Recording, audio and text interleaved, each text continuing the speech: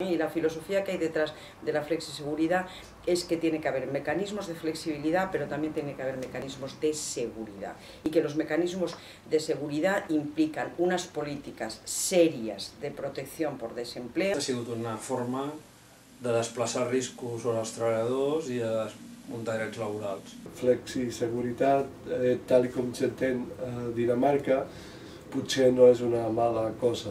Entenent-ho perquè tot val, es pot fer de tot, i sense cap mena de restricció potser no és tan bo.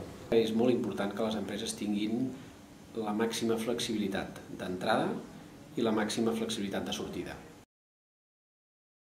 La reforma tiene un impacto muy importante sobre las mujeres, sobre el principio de igualdad y no discriminación, y porque en algún momento también hace referencia a la huelga.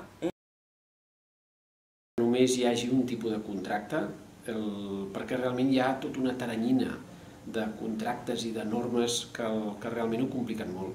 En Alemania, igual que los minijobs, igual que otras experiencias de derecho comparado, pero que yo creo que no se puede trasplantar de una manera tan mimética a otras realidades. Des del primer moment el contracte és indefinit i té la particularitat que la indemnització per acomiadament és creixent en el temps.